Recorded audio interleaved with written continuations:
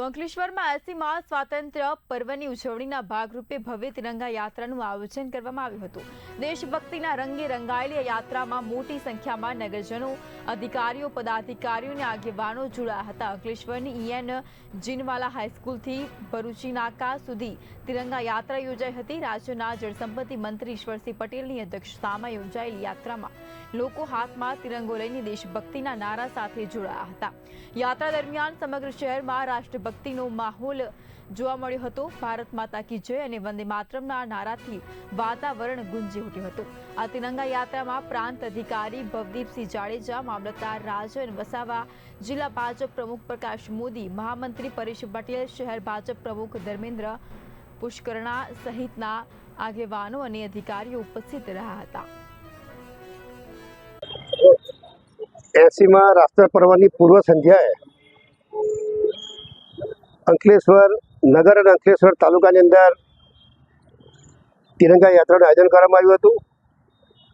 જે પ્રકારે તિરંગા યાત્રા એટલે 15મી ઓગસ્ટ અને 26 જાન્યુઆરીના એક વીક પહેલાં આ યાત્રા થકી દેશભાવના જગાવવા માટે આ યાત્રાનું એ કરવામાં આવ્યું છે। સાથે સાથે વીર જવાનો અને ક્ષેત્ર સેનાનીઓ કે જેમણે આહુતિ આપી ત્યારે એમને પણ સશસ્ત્ર નમન કરીએ છીએ। આજે અહીંયા અંકલેશ્વર શહેર અને તાલુકાની અંદર મોટી સંખ્યાની અંદર ભાઈઓ ઉપસ્થિત થઈ એક પદયાત્રા જીનવાલા સ્કૂલથી અહીંયા જવાહર બાગ સુધી કરવામાં આવી અને અહીંયા ભારત માતા, સરદાર વલ્લભભાઈ પટેલ, પૂજ્ય ગાંધીજી એમને ફૂલહાર કરીને આજે અહીંયા રેલીનું સમાપન કરવામાં ત્યારે આ રેલીની અંદર અમારા ભરૂચ જિલ્લાના પ્રભારી એવા શ્રી પરાક્રમસિંહ જાડેજા, જિલ્લા ભાજપના પ્રમુખ શ્રી પ્રકાશભાઈ, મહામંત્રીશ્રીઓ અને તમામ કાર્યકર્તાઓ હાજર રહીને આ યાત્રા શાંતિપૂર્વક કરી છે। 80મા સ્વાતંત્ર્ય દિને આજે દેશભરમાં તિરંગા યાત્રા યોજાઈ રહી છે। ગુજરાતમાં પણ સમગ્ર ગુજરાત તિરંગામય બન્યું છે।